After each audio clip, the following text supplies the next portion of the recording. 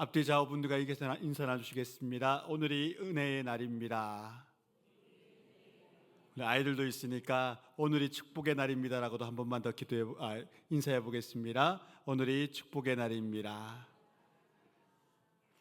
저는 이런 저녁 시간대에 어른들만 모이는 장소에 애들이 있으면 가슴이 뛰어요. 하나님이 어떤 복을 주시려고, 저 아이들에게 어떤 기대를 주시기에 부모님께 순종하여 저렇게 나와 있나. 하나님께 복받을지어다. 네. 우선 지난 시간에 우리가 살폈던 베드로의 여정을 한번 살펴보겠습니다. 그림 한 번만 띄워주시겠습니까? 흩어진 교회의 사람들, 예루살렘에 큰 박해가 있어서 여기저기로 흩어진 교회의 지체들이 각 지방으로 흩어져서 그냥 있었던 것이 아니라 각 지방에 또한 교회를 세웠습니다. 그래서 베드로는 이 즈음에 각 지방을 돌아다니면서 그 교회의 사람들을 위로하였지요. 루다에 갔을 때 애니아라고 하는 중풍병자 성도를 만나게 됩니다. 그를 하나님을 통하여 고침을 받게 하였지요. 요빠에 있던 사람들이 또 이 소식을 듣습니다. 베드로 목사님이 오셔서 애니아라는 중풍병자를 루다에서 고쳤다 합니다. 우리 다비다 권사님, 말하자면 다비다 권사님이지요. 이 은혜 많은 권사님이 지금 병들어 죽게 됐는데 빨리 베드로 목사님 모셔옵시다. 그래서 급히 요빠에 있던 성도들이 루다의 베드로에게 가서 청하여 그를 모셔왔습니다. 그런데 타이밍이 맞지 않았죠. 하나님께서 이미 다비다의 영을 불러 가셨습니다. 그런데 베드로가 그곳 가운데 들어가 장례 준비하며 곡하고 있던 사람들을 물리고, 마치 예수님께서 해당장 야이로의 딸 그 소녀를 살리실 때와 마찬가지로 다비데의 시체 위에 손을 얹고 기도하고 무릎 꿇고 기도하고 그제를 만지며 기도하고, 그런 다음에 말했습니다. 다비다야 일어나라. 숨이 곧어졌던 그녀 가운데 생명, 숨이 다시 들어가고 심장이 뛰고 일어나. 그를 추모하려 모였던 많은 성도들과 만나게 되는 역사가 일어났습니다. 그런 사역을 다 마친 다음 9장 마지막 절은 요빠에 계속 베드로가 머물고 있음을 이렇게 표현해 주었지요. 9장 43절의 말씀 함께 읽어보겠습니다. 베드로가 요빠에 여러 날 있어 시몬이라는 무두장이 집에서 머무니라. 지난 시간에도 설명드렸지만 무두장이는 짐승을 잡아서 그의 가죽을 벗겨내어 그것으로 신발이나 여러 가죽 제품을 만들던 사람이었습니다. 죽은 짐승을 만지는 직업은 율법에서 금하는 것이었습니다. 또한 그런 사람들은 부정한 사람이었습니다. 그런 걸 만져 일한다 하더라도 정통 유대인들은 하지 않으려는 일, 그래서 항상 그가 정결 예를 하는지 안 하는지를 지켜봐야 되는 그런 직업에 있는 사람. 그래서 랍비들은 그들과 교제하지 않았습니다. 그런데 베드로는 그의 집에 육아했습니다. 아마 그의 가정에서 청하였겠지요. 베드로 목사님, 저는 유대교에 있을 때 하나님 예수님을 알지 못했을 때 한 번도 랍비들이 저희 집에 온 적이 없습니다. 베드로 목사님이 한번 저희 교회에서 주무시면 안 되겠습니까? 저희 집에서 주무시면 안 되겠습니까? 요빠까지 오셨으면 우리가 그렇게 목사님 섬기고자 합니다. 보통 사람들 같았으면 그래도 좀 다른 집도, 근사한 집도 더 많았을 거 아니에요? 그런데 베드로는 그렇습니까? 감사합니다. 당신의 집에 유숙하게 해주다니 너무 고맙습니다.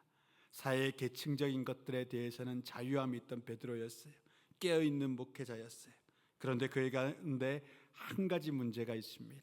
그것을 오늘 고치려는 것이 사도행전 10장 오늘 우리가 읽었던 이 내용입니다. 베드로에게, 그렇게 깨어있던 목회자에게 아직 한 가지 변화되지 못한 점, 하나님이 직접적으로 그에게 오셔서 그 문제를 건드리시지요.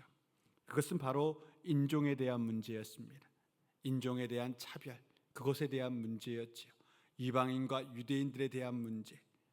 1세기 초대 교회는 유대인들만을 위한 교회였습니다. 지금은 아직 우리가 읽는 이 10장의 모습은 유대인들만을 위한 교회입니다. 우리가 세계에 흩어져 있는 여러 교회들을 위해서 베드로가 지금 운행하는 것을 보고 있지만, 그 또한 유대인 해당을 기점으로 하여서 전도되고 선교된 사람들, 유대인들만을 위한 교회였습니다. 하나님은 그런 교회를 원하지 않으셨습니다. 하나님께서는 세계 고초에 있는 모든 사람들에게 복음이 증가하기를 원하셔서 오늘 10장의 일을 만드신 겁니다. 우리는 흔히 착각할 때가 있습니다. 내 삶에 있어서 내가 하나님의 일을 한다는 착각 말입니다. 목회자가 그런 착각을 하게 되면 곧 영적으로 병들거나 힘들면 도망가고 아니면 좀 잘되면 그게 다 자신의 공인 양 하여 교만하여 넘어지고 말지요. 성경은 틀림없이 말합니다. 사도행전에 일어난 이 모든 일들은 하나님께서 이루신 것이다. 지금의 선교사들이나 지금의 목회자들이 하는 일이 아니요, 그들을 통하여서 그들을 보내셔서 하나님이 하시는 하나님의 선교라는 것이 바로 사도행전의 주제입니다. 우리가 교회에서 사역한다, 일한다 말하는 거 어떻게 보면 좀 우스운 이야기입니다. 하나님께서 일하고 계십니다. 하나님이 역사하고 계십니다. 우리는 그저 하나님께서 우리에게 제안을 하시는 거죠. 너 이거 하면 복 받는다. 그래서 목회자로서, 장로로서, 권사로서, 집사로서 각양 부서에서 하나님의 교회라고 우리가 믿고 섬기는 천성교회 가운데서 하나님께서 맡기신 그 사명의 분량을 그 자리에 그냥 서 있고 순종하여 있기만 하는 거죠. 그 나머지 것들은 하나님이 하시는 것입니다. 얼마나 감사한 일입니까? 목회할 때 크게 부담이 되지 않습니다. 걱정되지도 않습니다. 왜요? 하나님이 하시는 일이니까. 충만히 기도하고 최선을 다하여 섬기고 목숨 걸고 그 자리에 서 있으면 하나님이 다 하여 주시는 것입니다. 여러분, 오늘의 여러분들 가운데 있는 기도의 제목은 어떠한 것들입니까? 오늘 삶의 문제들은 무엇입니까? 여러분 가운데 평안이 임하셨으면 좋겠습니다. 이 또한 하나님이 다 이루시리라. 이 또한 하나님께서 함께 하시리라. 그 마음에 평안이 없다면 그걸 달라고 기도하셔야 됩니다. 그 마음에 그 믿음이 없다면 그 믿음을 달라고 기도하셔야 됩니다. 그럴 때 우리 삶에 큰 변화가 일어납니다. 하나님의 계획하심, 오늘 1절 말씀을 함께 읽어보겠습니다. 함께 읽습니다. 가이사라에 고넬료라는 사람이 있으니 이달리아 부대라는 군대의 백부장이라. 갑자기 로마인 한 사람이 등장합니다. 당대의 로마 사람들은 세계의 주인들이었습니다. 요즘 우리가 생각하는 미국인하고는 완전 개념이 다른 그러한 특별한 시민, 특별한 백성이 로마 시민이었습니다. 그들이 받았던 혜택을 한번 말씀드려 보겠습니다. 로마 시민들은 모두 일하지 않아도 로마 제국에서 허락하는 식량을 배급받았습니다. 그 모든 식량과 곡물은 이집트 땅에서부터 올라오는 겁니다. 강제로 수탈하여서 모든 로마 백성들에게 나누어 주는 것들이 이집트인들이 하는 일이었습니다. 스페인을 비롯한 남부 유럽인들은 항상 막대한 양의 올리브유와 함께 은과 금 구리들, 그러한 강석들을 올려 보내야만 했습니다. 프랑스 지방이었던 갈리아 지역에서는 매해, 지금도 프랑스 와인이 유명하잖아요. 고대로부터 그랬습니다. 포도주와 도자기, 유리공예품, 농산물들을 계속하여 무상으로 바쳐야 했습니다. 시리아와 동방 속주에서는 유리 제품과 특제 향신료 등을 항상 바쳤습니다. 그리고 아테네를 비롯한 그리스 전 지역 문화가 훨씬 융성했던 그곳에서는 각양 사치품들과 조각품들을 로마에 제공해 주었습니다. 거기에 무슨 비용이 있었느냐? 없었습니다. 식민 지배인데 뭐가 있습니까? 그냥 갖다 쓰면 됩니다. 심지어 로마 시민들에게 어떤 공사가 필요하다, 속주민들을 끌어다가 일시키면 됩니다. 밥도 안 먹여줍니다. 밥도 너희가 먹어라 그럽니다. 그것이 로마였습니다. 그러니까 얼마나 로마 시민이라는 것이 강력한 것이었는지 우리가 알 수 있지 않습니까? 심지어 로마에 전쟁이 일어나면 로마 군병들이 전쟁하는 게 아닙니다. 각 속주에서 이 로마 군병들을 돕는 보조병들을 배 이상 뽑아왔습니다. 그러니 로마 하면 말할 것도 없지요. 다른 민족들을 통하여 살인적하고 다른 민족 사람들을 통하여 득세하고 권세가 더 커져가는 그러한 사람들이 당대의 로마였고, 베드로가 이렇게 선교할 당시에 로마는 팍스 로마나 로마의 황금기였습니다. 로마로 인한 평화가 깃든 그러한 제국의 상태였지요. 이런 로마 사람에게 초대교회 성도 그 누구도 가까이 가려 하지 않았습니다. 사도신경이 말하는 바 본디오 빌라도에게 고난을 받아 예수께서 로마 시리아 총독에게 고난을 받아 죽으셨다. 초대교회의 고백이고 우리의 고백 아닙니까? 그렇기 때문에 로마 사람에게 복음을 증거한다? 같은 좀 아람계 사람이었던 시리아나 그 중동 사람들에게 복음 증거하는 건 그래도 좀 열려 있을 텐데 로마 사람에게, 라틴 사람에게 내가 복음을 증거한다? 이거는 당대의 이스라엘 사람들이나 초대교회 성도들이나 누구도 꿈에도 생각하지 못한 장면입니다. 그런데 그 일을 하나님은 초대교회 초기 시기에 이루시는 겁니다. 그런데 하나님이 선택한 이 사람은 참으로 놀라운 로마의 백부장 고넬료가 아닙니까? 하나님이 직접 베드로와 고넬료를 만나게 하십니다. 앞서 우리가 살펴보았던 빌립이 에디오피아 내시를 만난 것처럼, 아나니아가 바울을 만난 것처럼 그 모든 만남의 주선자는 하나님이셨습니다. 하나님은 그렇게 일하시는 것이지요. 베드로가 현재 욥바에 있었습니다. 그 욥바는 가이사랴, 지금 고넬료가 살고 있는 가이사랴에서는 남방으로 48km 아래에 있던 지역이었습니다.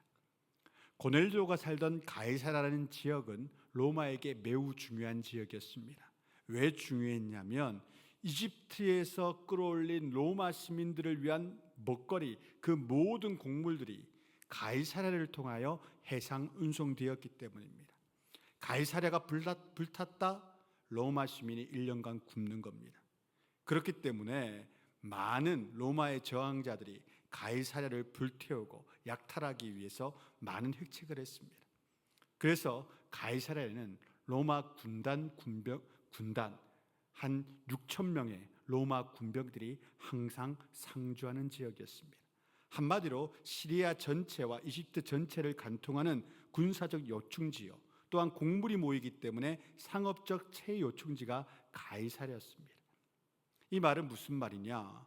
로마에게 있어서 가장 중요한 세계적 요충지인 그곳에 고넬료라는 백부장이 있었다는 것은 이 고넬료라는 사람도 변방에 그냥 흩어진 시시한 장수가 아니라, 백부장이 아니라 로마 군단 속에서도 뛰어난 군단이 그곳에 있음을 말해주는 것이지요.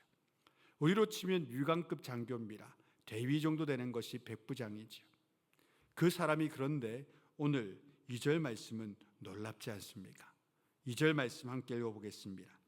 그가 경건하여 온 지방과 더불어 하나님을 경외하며 백성을 많이 구제하고 하나님께 항상 기도하더니, 이 사람이 주의하던 그 100명의 부대가 있던 부대를 이달리아 부대라고 부릅니다. 원래 그 로마 당대 시저가 운행할 때까지는 로마와 이탈리아는 다른 지역이었습니다. 북방 이탈리아, 로마는 남방. 그래서 융화되지 않았죠. 이탈리아는 조금 무시되던 때였습니다. 시저 때는. 근데 시저가 모든 이탈리아 그 반도를 통일하게 되지요. 그래서 이달리아 부대를 자기의 주병력으로 들어와서 로마의 주병력 부대가 되게 만들었습니다. 그래서 이달리아 부대라는 것은 로마인으로만 구성된 부대의 백부장이라는 거죠. 수많은 용병들이 있는 로마 군병들도 있었거든요. 스페인 사람도 올 수 있고 프랑스 사람도 있었는데 그런 사람을 딱 제하고 오로지 로마인들로만 구성된 백인 부대의 백부장이라는 말은 이 사람이 로마 제국 하에 그곳에 완전히 소속되어 있던 사람이라는 것을 알 수 있는 대목입니다. 찐 로마인이라는 것이죠. 그런데 그 사람이 어떤 영문인지 여호와 하나님을 섬깁니다. 경건합니다. 예수님은 아직 알지 못하는데 그 구약의 하나님을 만났습니다. 그분을 섬깁니다. 경외하여 백성, 여기서 말하는 백성은 로마 사람들이 아니지요. 그 이방의 사람들, 더러 유대인도 있을 수 있겠지요. 그런 사람들을 많이 구제해 주었습니다.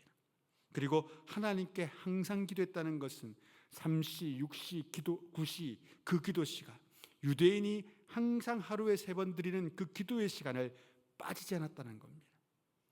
그 어떠한 경건한 유대인보다 더 하나님 앞에 경건히 나아갔고, 그 어떠한 선한 유대인들보다 더 선하게 이방 사람들을 도왔던 사람이 이 사람입니다.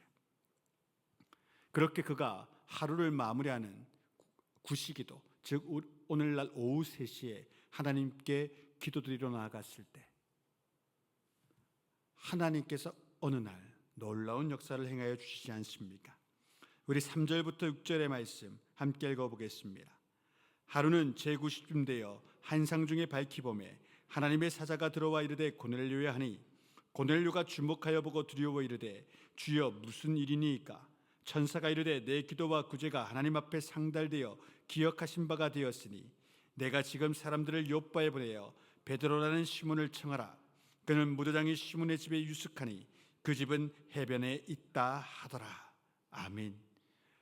오후 3시 마지막 기도 시간, 왜냐하면 6시가 그 하루의 마지막이에요.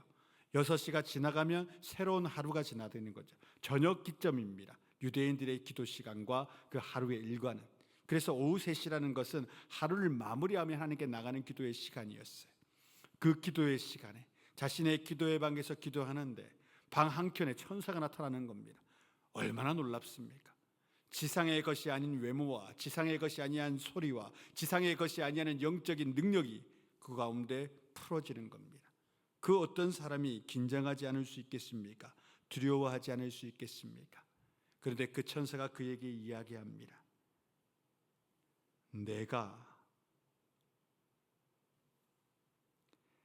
기도한 것과 구제한 일이 하나님께 상달되었다, 올려졌다는 거죠. 누구들에 의하여? 주의 천사들을 위하여 올려졌다. 그리고 그것이 기억되었다. 얼마나 감사한 이야기입니까?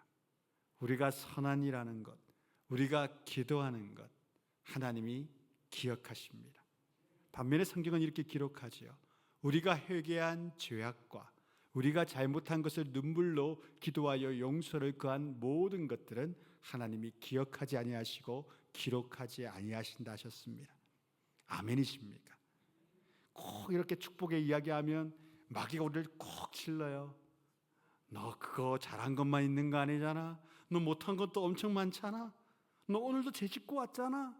사탄의 음성입니다. 하나님은 뭐라 그러십니까? 또 용서함을 구해라. 또 은혜를 구해라. 나는 끝없이 십자가의 내 아들 예수의 죽음으로 인하여 너희들을 용서하기로 작정한 너희의 아버지라 하십니다. 하나님은 우리가 잘한 것만을 기억하십니다. 그래서 고넬료에게 그 말을 하는 겁니다. 고넬료라고 해서 왜 잘못한 게 없었겠습니까? 전쟁하는 병사인데 왜 잘못한 일이 없었겠습니까? 그런데 하나님 그런 거 기억하지 아니하시고 그에게 뭐라고 말씀합니까? 내가 선하게 다른 사람을 구제한 것과 기도했던 일을 하나님께서 기억하신다 말씀합니다. 그리고 그에게 놀라운 만남을 주선하시지요. 지금 저 요빠에 가면 베드로가라고 하는 사람이 있는데 그 사람은 무도장이 시몬의 집에 거하고 있다라고 이야기합니다. 이 당시 베드로가 이러한 신적인 연결함 없이 그냥 고넬료를 만났고 그러한 일들이 생겼다면 아주 곤란했을 겁니다. 아까 로마가 얼마나 많은 수탈들을 했는지 말씀드렸지 않습니까? 전 세계에서 그런 일을 벌였던 나라입니다. 이것은 마치 신사참배를 거부한 조선의 목사님이 조선 청독부 헌병대 대장 집에 초청받아가는 일과 마찬가지였습니다. 오해 살만한 일이었다는 거죠. 6.25 전쟁 시 장로교 목사님이 공산당 당사에 북한 조선인민공화국 공산당 당사에 가서 그곳 가운데서 융숭한 대접을 받고 나왔다라는 소문이 나는 것과 동일한 일입니다. 누군가가 말하기 좋아하는 사람이 그 말하면 베드로가 다른 나라 사람도 아니고 로마 백부장의 집에 초청받아 갔어? 이건 좀 심각한 일입니다. 유대인 그 누구라도 그런 집에 들어가면 조금 심각한 일입니다. 예수님 당대에도 백부장의 집에 하인을 고쳤는데 그 사람은 로마 백부장이 아니었습니다. 헤롯 왕가의 백인대 대장이었습니다. 좀 다르지 않습니까? 오늘은 완전 생짜 로마 사람을 만나라 하나님 말씀합니다. 왜 그렇습니까? 하나님 말씀하는 겁니다. 이제 성과 성스러운 것과 속된 것의 구별은 끊겨졌다. 율법이 말하는 거룩한 것과 거룩하지 않은 것, 이제 그런 것은 차별이 없어졌다. 이제 예수 그리스도를 믿기만 하면 누구나 거룩해진다. 그것이 세리이든 창녀이든 범죄자이든 헬라인이든 로마인이든 유대인이든 이제 예수 그리스도의 피 앞에 모든 사람들은 거룩하게 될 수 있는 길이 열려졌다. 베드로를 통하여, 교회의 가장 큰 어른이었던 베드로를 통하여 고넬료를 만나게 함으로써 전체 1세기의 세계 교회가 그것을 알게 하게 하시기 위한 하나님의 계획이었던 것입니다. 7절과 8절의 말씀 함께 읽어보겠습니다. 마침 말하던 천사가 떠나매 고넬료가 집안 하인 둘과 부하 가운데 경건한 사람 하나를 불러 이 일을 다 이루고 요바로 보내니라. 7절 말씀은 또다시 놀랍습니다. 그의 집안에만 경건한 사람이 있는 게 아닙니다. 그의 부하 중에서도 하나님을 두려워하는 경건한 자가 있습니다. 용장 밑에 약졸이 없고 호부 밑에 견자가 없습니다. 그런 것처럼 거룩한 상사 아래 거룩한 부하를 두게 된 것입니다. 그 또한 하나님 믿게 만든 사람이 누굽니까? 바로 고넬료이지요. 그래서 이 경건한 자가 하나님의 사자가 말했던 명령을 들은 고넬료를 통하여 욥바로 그 두 하인과 함께 내려가게 됩니다. 엄청 수소문하지 않았겠습니까? 그냥 해안가에 사는 무두장이 시몬, 욥바에 그런 사람이 있대. 그냥 가서 묻는 겁니다. 근데 참 탁월하죠. 군인이라서 아마도 로마 군병이었기에 거기에 간청의 힘을 빌렸겠죠. 하루 만에 찾아냅니다. 이튿날, 바로 그 다음 날 베드로가 묵은 곳까지 그들이 다다르게 됩니다. 그때 하나님께서 이제 베드로에게 일하십니다. 하루 지난 다음 날 베드로에게 역사하신 하나님이 9절부터 15절까지의 하나님입니다. 우리 함께 읽어보겠습니다. 9절부터 15절. 이튿날 그들이 길을 가다가 그 성에 가까이 갔을 그때에 베드로가 기도하려고 지붕 위에 올라가니 그 시각은 제6시더라. 그가 시장하여 먹고자 하매 사람들이 준비할 때에 항우랑 중에 하늘이 열림이 한 그릇이 내려오는 것을 보니 큰 보자기 같고 네기를 메어 땅에 들이웠더라. 그 안에는 땅에 있는 각종 네발 가진 짐승과 기는 것과 공중에 나는 것들이 있더라. 또 소리가 있으되 베드로야 일어나 잡아먹으라 하거늘 베드로가 이르되 주여 그럴 수 없나이다. 속되고 깨끗하지 아니한 것을 내가 결코 먹지 아니하였나이다 한데 또 두 번째 소리가 있으되 하나님께서 깨끗하게 하신 것을 내가 속되다 하지 말라 하더라. 아멘. 이런 일이 3번이나 일어납니다. 황상 가운데 베드로가 시장하였던 그때 하나님께서 동서남북 4방향으로 펼쳐져 있는 큰 보자기를 그의 눈앞에 펼쳐 환상 중에 보이십니다. 근데 그 속의 모습이 저는 사뭇 징그러워 보였을 것 같습니다. 하늘이 열리면서 보자기 큰 것이 내려왔는데 그 안에 각양 짐승들과 기는 것과 벌레들과 온갖 생물들이 다 있는 겁니다. 팔레스틴 땅으로 한정해서 한번 말해보면 나일, 악어, 수달, 자칼, 사자, 코끼리, 하마, 낙타, 양, 염소, 괴, 돼지, 각양 크고 작은 뱀, 도마뱀, 정갈, 메뚜기, 독수리, 박쥐, 닭, 개구리, 각종 벌레, 벌꿀오소리, 곰, 소 등등 그냥 막 있는 겁니다. 저한테도 만약에 하나님께서 그거 집어 먹으라 그랬으면 하나님 저는 마트에 있는 포장육이라면 먹겠지만 저걸 잡아 먹으라면 제가 도살하기도 자신도 없고 무섭기도 하고 환상 중에도 나는 그렇게 핑계를 댈 거예요. 포장육으로 주시면 먹겠습니다. 이럴 것 같아요. 그런데 저는 그게 징그럽고 죽이는 게 싫어 그렇지만 베드로는 저와는 다른 이야기를 합니다. 뭐라고 말했습니까? 14절 한 번만 더 읽어보죠. 베드로가 이르되 주여 그럴 수 없나이다. 속되고 깨끗하지 아니한 것을 내가 결코 먹지 아니하였나이다. 환상 중에 경황이 없어요. 그런 중에서도 자기 속에 있는, 자기가 가지고 있는 그 편견, 그 사상을 정확하게 이야기해요. 나는 속된 거 안 먹습니다. 율법에 정해져 있지 않는 생물 나는 안 먹습니다.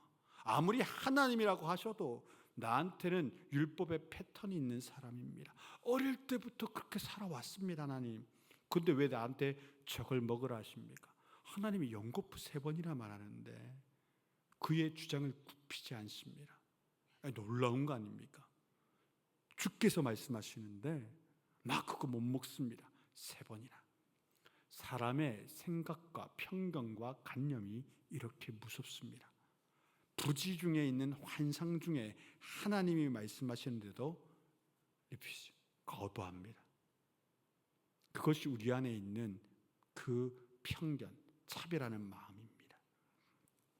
하나님께서는 예수의 피로 정결하게 하신 자를 그 어떤 인간도 감히 속되게 할 수 없다라는 것을 이 음식의 문제로서 베드로에게 알게 하신 것입니다.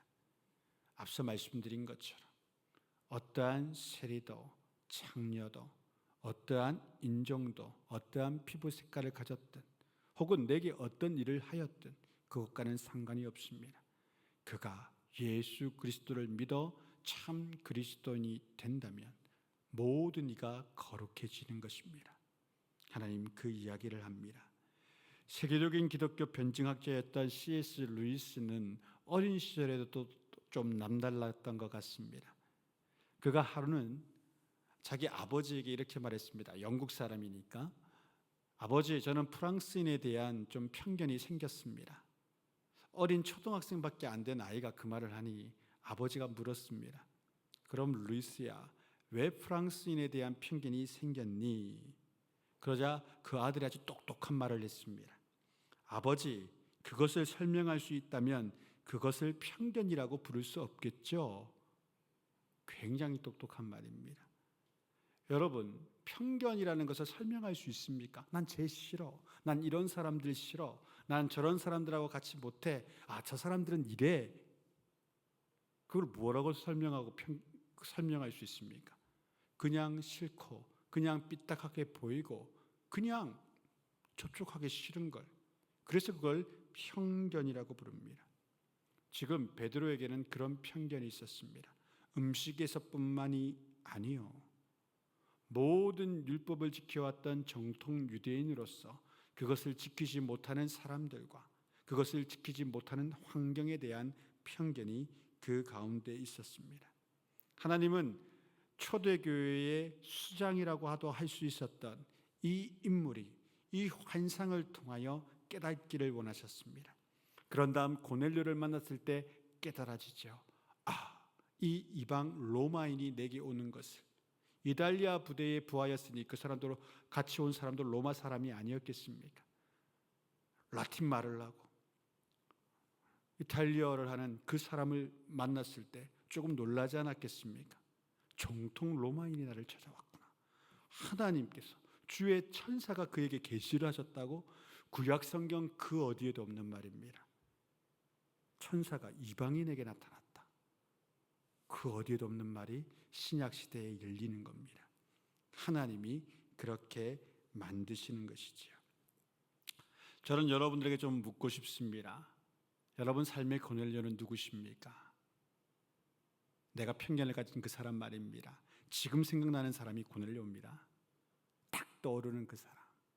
안 떠오르는 분은 축복이고 딱 떠오르는 사람이 있으면 그 사람이 내 삶의 고넬료라고 보시면 됩니다. 그 사람 만나야 합니다. 그 사람 품어야 합니다. 하나님, 나는 저 자카를 어떻게 먹습니까? 내가 저 키를 왜 먹습니까? 베드로 그렇게 말했지요. 저희도 그렇게 말할 수 있습니다. 내가 왜 그 사람 용인해 줘야 됩니까? 내가 왜 그 사람 품어야 됩니까? 내가 왜 그 사람 참아야 됩니까? 이유는 한 가지입니다. 예수님은 그 사람을 용인해 주실 거고 예수님은 그 사람을 품어 주실 것이며 예수님은 그 사람을 사랑하실 것이기 때문입니다. 그래서 예수님은 우리에게 부탁하는 겁니다. 그 근처, 그 가까이 있는 너가 나의 사자가 되어 좀 그러해 주면 안 되겠냐? 그래야 너한테 복된데, 그래야 너한테 은혜인데, 그래야 너가 기뻐지는데, 우리를 위하여 부탁하는 겁니다. 그 사람 위하여 부탁하는 거 아닙니다. 우리를 위하여 당부하시는 겁니다. 우리가 그렇게 살아갈 때 우리 삶 가운데 새로운 지경이 펼쳐질 수밖에 없습니다. 사탄은 항상 사람들을 당짓게 만듭니다. 서로 차별하고 서로 미워하고 서로 증오하게 만드는 것이 사탄의 영의 역사입니다. 반면에 성령의 영은, 하나님의 영은 항상 사람들을 하나 되게 만들고 품어지게 만들고 서로를 배려하게 만듭니다. 그것이 하나님의 영이지요. 요사이 세계적으로 사탄의 영이 정말 크게 일하고 있습니다. 너무 크게 일하고 있어서 정말로 주님 오실 날이 얼마 남지 않았구나, 어느 순간인가 적그리스도가 나오겠구나, 목회자로서 항상 염려하며 세계의 뉴스를 봅니다. 미국 땅이 그게 가장 심하죠. 여러분들 잘 아시는지 모르겠는데 진짜 사탄의 영은 좀 무서워요. 사이언스톨로지라는 종교를 아십니까? 탐 크루즈나 스필버그가 믿는 종교입니다. 탐 크루즈 얼마나 유명합니까? 미션 임파서블 하면서 막 나와가지고 빰빰빰빰 막 이렇게, 요즘엔 007보다 그 영화가 더 유명하잖아요. 세계적인 사람이 다 아는데 그 사람들이 믿는 사이언스톨로지의 신은 외계인입니다. 세계 정치가들도 많이 믿습니다. 미국의 기업가들도 많이 믿고 있습니다. 문제는 트럼프 지지자들 가운데 그런 걸 믿는 사람들이 대부분 많이 있습니다. 그래서 좀 무서운 이야기가 이제 들어갑니다. 아니, 공화당의 10% 이상이 그걸 믿고 있어서 제가 말씀드릴 수밖에 없어요. 세상이 요주경이라는 걸 설명드려야 되거든요. 트럼프가 재선될 때 크게 밀어준 사람들이 있습니다. 그래서 트럼프가 바이든한테 졌을 때 국회의사당에 총 들고 들어간 사람들 많잖아요. 그 사람들이 이걸 믿고 있어요. 뭘 믿고 있나? 미국 땅에 외계인들이 산다. 버락 오바마나 그런 사람들이 다 파충류 외계인들이다. 우리는 웃잖아요. 미국 보수주의자 중에 10% 이상, 쉽게 말하면 200~300만 명이 그걸 믿고 있다니까요. 그게 총 들고 들어가는 거예요. 그게 정상이라고 생각하는 거예요. 여러분, 스필버그가 외계인을 믿고 있는데요, 뭘. 세상이 요지경입니다. 언제 적그리스도가 나타날지 알지 못합니다. 복음으로 세워진 나라가 지금 이 꼴입니다. 그러니까 상식적이지 않은 미국의 모습이 세계 가운데 나타나는 건 이상한 게 아닙니다. 그 나라 국민들이 그렇게 변해버렸기 때문입니다. 무시무시한 세계에 우리가 살고 있습니다. 왜요? 하나님의 때가 다가오고 있습니다. 우리가 항상 마라나타 주 예수의 오시옵소서 기도하니까 하나님이 그날을 앞당기고 계신다고 생각합니다. 지금의 폭염 좀 보십시오. 여러분, 살아가면서 이런 40도 넘는 폭염 일주일간 계속되는 대한민국 경험해 보셨습니까? 일본 오키나와보다 더 더운 한국 날씨 경험해 보셨습니까? 올해가 처음이랍니다. 앞으로 이 처음 된 일은 계속 생길 겁니다. 이때 예수 믿는 사람들은 두려워할 게 아닙니다. 정말 마지막 때가 오고 있구나. 준비하고 기도하고 아이들에게 바로 알려줘야 됩니다. 그냥 오늘도 아파트가 어떠냐, 주가가 어떠냐, 그러고 살아갈 세상이 아닙니다. 우리 시대는, 우리 아이들 시대는 정말 주님을 볼 수도 있지 않을까. 마지막 선교의 빗장이라고 여겨지는, 마지막 이방지역이라고 말해지는 저 북한이 열려버리면, 이미 세계 도처에는 만방의 복음이 다 증거됐습니다. 아랍권에도 안 증거된 것은 거의 없습니다. 유일한 땅은 북한이겠죠. 그것이 열리는 순간 한민족은 깨달아야 됩니다. 정말 주심을 오실 때가 얼마 되지 않았구나. 성경 말씀대로 다 되고 있구나. 그렇다면 여러분, 이제 다시 본론으로 돌아와. 내 인생의 고넬료, 편견에 사로잡힌 그이 왜 못 알아줍니까? 심지어 교회 안에 그런 사람이 있다? 아이고 머리야. 정말 아이고 머리야입니다. 품어주셔야 됩니다. 사랑해야 됩니다. 아껴주셔야 됩니다. 왜 그런 사람을 내 곁에 두게 했냐? 다른 거 아니에요. 품어주고 사랑하고 아껴주라고, 너가 그 일을 하라고 우리에게 그런 일을 보내시는 겁니다. 한번 그거 해보세요. 내 마음을 맨날 건드리는 그 일을 향하여 기도해보고, 항상 나를 삐딱하게 보는 그 사람을 향하여 그래 왔어? 하고 한번 안아보면 그 사람이 왜 이래? 막 이럴 거예요. 좋아서 그래? 어머 미쳤나 봐. 예수에 미쳤지. 이 꽁트 마음에 들지 않으십니까? 전 되게 마음에 들던데. 그렇게 살아가는 성도가 우리 모든 천성교회 성도라면 이곳이 천국이 되는 겁니다. 내가 가정에서 그런 일을 하기 시작하면 내 가정이 천국이 되기 시작합니다. 그런 며느리, 그런 사위, 그런 아들, 그런 딸이 될 때, 그런 아버지, 그런 어머니가 될 때, 그 한 사람만 그 가정에서 그렇게 살아갈 때, 그 한 사람을 통하여 그 가정에 천국이 임합니다. 오늘 고넬료가 그렇게 하나님 혼자 믿었다가 자기 집안 사람들에게, 자기 부하에게 그렇게 했던 사람입니다. 오늘 우리의 삶 가운데 그런 역사와 은혜가 충만하고 우리 교회가 그렇게 사랑하고 포용하고 하나 될 수 있기를 주의 이름으로 축원드립니다.